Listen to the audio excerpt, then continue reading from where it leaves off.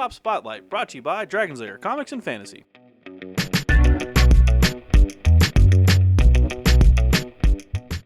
Hey everyone, I'm AdamHarry from Bella Souls with Michael from Dragon's Lair Comics and Fantasy. We're back with another Tabletop Spotlight. Michael, what's the network here? This is the Networks. This is a brand new board game from Gil Hova. Hope I pronounced that right. This is fresh off the line, brand new from Kickstarter, so I thought it'd be cool to bring by. So the Networks, does this have anything to do with like TV or anything? Or yeah, it's about running a TV network and programming, appropriate shows, cool stars, and it's got a lot of great humor as well. So I thought that'd be fun. So managing shows, stars, probably advertising, time slots, all that fun stuff. Exactly. All right, well this sounds kind of cool. Let's take a look inside the Networks. Gesture. All right, we have the Networks. The Networks. The Networks. Again, this is by Gil Hova from Formal Ferret Games. Yeah. Fresh off the Kickstarter line, so... I gotta say, just packaging-wise from a Kickstarter, this looks really good already. Yeah, no, they had really good component stretch goals for the Kickstarter. Okay. So they were able to upgrade the box and add in all sorts of extra stuff. Looks really cool. So, I just want to flip it over real quick and show it the back. So like we said, it is a TV network running sort of simulator game. The fun part to me is you can play it 1 to 5 players. So you can play it by yourself if you're bored one afternoon. Like, let me see if I can win the Networks. There you go. But yeah, basically like it describes here, you have a television network, you have 3 terrible public access shows like Wayne's World. Wayne's World was awesome though. Wayne's World was pretty cool. I don't know. I know what you mean though. And then a little cash, and you have to compete against your friends basically. Okay. And I noticed there's some in jokes here. There are a lot of jokes specifically about the show names. One of my favorites is right here. If you can tell, it says it's the show called Broken Worse, which would be Breaking Bad. Breaking Bad. Got it. I love this American Samurai Warrior instead of American Ninja. Nice. This one's funny. If you're a big fan of superheroes, you may watch Arrow, but you could also run Quiver. Quiver's a good show. And then this guy right here is public television legend, and he is painting himself. He looks a little bit like my good friend Bob Ross. Yeah, he's pretty awesome. The stars you have to add to shows are really funny. Nice. The advertisements you can put in shows, of course. All sorts of fun stuff. So you can 31 paper. Yeah, 31 paper's a good one too. So you can definitely get a sense of the humor. Nice. Can pop this game open if I can get the box. Put it down. There we go. So, all right, the Networks from TV from public access to primetime. Oh yeah, right, I like it. So you got this of course is the rules. rulebook. We'll flip through this in a little bit. Yeah, I'll take that. You get that. Take that out of the way. Boom. Then you got a bunch of tokens and cards and stuff. Whoa! All right, and these are basically one for each player. Pretty much, yeah. You have basically this is going to be your player mat, and there's 5 different networks in the game. Moo TV. Yeah. Okay. We have. I believe actually one of the Kickstarter goals was somebody who donated certain amounts of money, they could name the networks. Nice. So I think they're the backers that name these networks, which is really neat. ICS. This is actually, I think, from Running Man. Yeah, something like Maybe. that. That's funny. And then you can get sort of a sense of... Oh, wow, there's the back. They are double-sided. Yeah, everything's double-sided. You can get a sense of... This is the playboard area. You can get a sense of how you play, basically. You'll set out 3 of these play mats, basically, that keep track of your score along the outside. Okay. And it keeps track of your turn order. This is the 2-player version, of course, for your turn order. Sure. This is where you keep extra token stuff. You have money. Obviously. Basically, the goal is to get the most viewers. That's what you track along the exterior here. All right, cool. So, but each player has their own play area or tokens like that. You take your target. Yep. Take that out. Just do that certainly. So this is the U62 network. And you can get a sense of how you play. Basically, you hold this in front of you. You have your actions you can do per turn. You have your 8, 9, and 10 p.m. time slots. Okay, so you only have one show in each. 3 major time slots. Okay. Your green rooms where you keep extra actors and stuff. Okay. Your reruns, of course, where your shows that are in syndication are, and then you have your archives where they go after that. So it's really interesting. There's a lot of cool a lot of surprisingly cool TV-based rules. You can put a show at 8 p.m. and if it's a drama, you can get a special drama actor and you get a bonus and all sorts of stuff like that. So it's really interesting. You want the more adult-oriented shows probably later, and then some of the it depends. There's family-friendly shows maybe earlier in the day. It depends on the show. Yeah, absolutely. And are all of the networks basically have the same 3 time slots? Yeah, everybody has the same time slot, same stuff, same actions you can run. We'll get to it in the rules a little bit, but you can get a sense of the actions. You can develop new shows, sign stars, get ads. You can get special network cards. I'm taking you probably get a couple of actions a turn that you have to go off of. You get specifically 1 action per turn. Okay. And then how it works is everybody goes in turn order. And eventually each player will decide to just drop out. Once you drop out, you can't take any more actions for that season. And the game is played over 5 seasons. Okay, so it's pretty quick. Turn-wise, there's only really 5 major turns. Yeah, and shows, of course, a show will be maybe really good in its first season. Okay. You can get a sense, like, for Babylonian Idol here. This is basically an example of a show card. For its first season, Babylonian Idol, gets a certain number of viewers.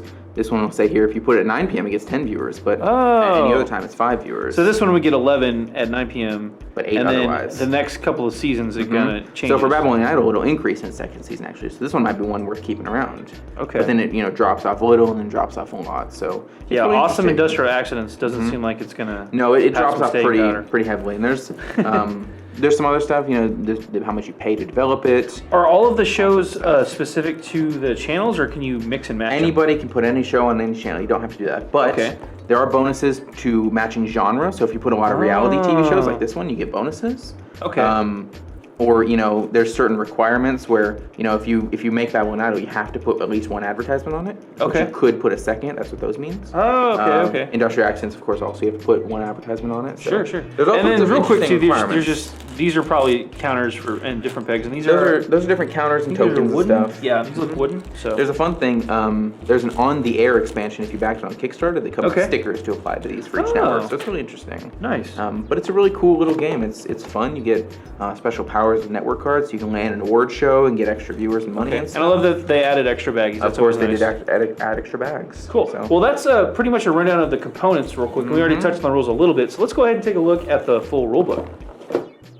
All right, so we've got the rulebook for the networks here. We're going to flip through it real quick. We already kind of touched on the rules, so we're going to kind of go actually quick pretty here. hefty rulebook. It's of course full color, but it is 19 pages. Yeah. So there are quite a few rules, but it's a lot of pictures. Got a lot of glare here. I'll kind of hold this up on this end here. So, but you can kind of see a quick breakdown of all the components and everything like that. Player boards, we've kind of gone over that. Quick overview. Again, how do you win this game? I guess you play it over 5 seasons, and whoever has the most viewers on their network wins. Bingo. And you get that, of course, by having good shows that attract viewers in their good seasons, good stars. You land awesome ads, and canceling shows when they lose viewers, that kind of stuff like that. So it's a cumulative value then. So you could have some crappy shows in the first 2 seasons and come back. Oh yeah, everybody in the first season starts with equally bad shows. Okay. So everybody starts with 3 really bad shows that don't give you any benefit. Nice. So everybody starts from a level playing field, which is really nice. Okay, that's good to know. You can get a sense of how to set up. Basically, you have your track, like I said, that tracks your score, what season you're in, turn order, all that stuff, and then the shows you can develop during that season. You have a limited number of shows each season you can develop, so it's sort of you have to choose what would either benefit you or hinder your opponents based on what you might want to do. Okay, so this pool then of developing shows, all of the networks basically have access to those at once. Okay. Yeah. So say for example, you have a really good comedic actor that benefits you really well, but the wacky TSA agent show is on there. I could grab that and score those viewers, and then you're just stuck with an actor that maybe you couldn't use. Oh, okay. So and there's also, we'll get to this too, but there's a card rotation mechanic as well. Yeah, you can see sort of here at the show card basically. I think here's a better all sorts of cards show this off, but there's a colored side here that is sort of the good side, and then the gray side here, which is sort of the bad side. So, for example, this intense dramatic actor, you can normally put him on the gray side because he's just a normal actor. But if the show is a drama, because he's a dramatic actor, you get the good side. Oh, you kind of rotate the card and add those. He adds that many viewers to the show. Yeah, instead of maybe 3-1-2-1 in the seasons, you'd get 4-3-4-1 in the seasons. Oh, okay. There's some that really play with rotation, like there's like a TV drama mainstay for like a cop show or something. It's a pretty consistent performer. Right. Or there's maybe the star that does really well in the second season but does really poorly everywhere else. Yeah, so that's when you fire. It's sort of risk of like when do you put a star where and that kind of stuff. Okay. So there's a bit more resource management kind of to go along with. Yeah, there's. But you're trying to optimize your views. Yeah, exactly. You can land ads to add to your network and get some extra money. The network cards, like we mentioned, are pretty good. They can land good infomercials or award shows or sports games. Yeah. So all sorts of stuff benefits you. And then, of course, you get, like we mentioned, reruns from shows that you've canceled. And all sorts of stuff like that. Awesome. Yeah. So that, and then that goes to the end of the season. So it's just really quick. You play through the steps. The turn order matters, timing matters, but it's actually pretty easy to follow along. Yeah. You probably just play a round or two and you kind of get the hang of it. It's surprisingly simple. What you do in the first round is you have one of your scoring tracks that's flipped upside down. That gives you sort of an overview of how to play. But then you flip it over once everybody understands. And in round 2, I mean, I had no problems understanding it by round 2. So it's a really surprisingly simple game. I really like the artwork too, and again, all those in-jokes are pretty funny. It's sort of fun. It's sort of fun, cartoony style. Yeah. Like we mentioned, it does have 1 to 5 players, so it has your 1-player and 2-player rules here, which is really cool. And then you have some extra credits and. I like that it's got a lot of replay value too. Yeah, it's surprising. It's really easy to add expansions as well. Yeah. So you could they could make expansions or just add a bunch of new shows and have a lot more fun. Cool. So yeah, this is definitely one to keep an eye on. Oh yeah. So it was a big Kickstarter hit. Now it's in stores. So yeah, definitely want to keep an eye on this one. Let's hop out for a really quick recap.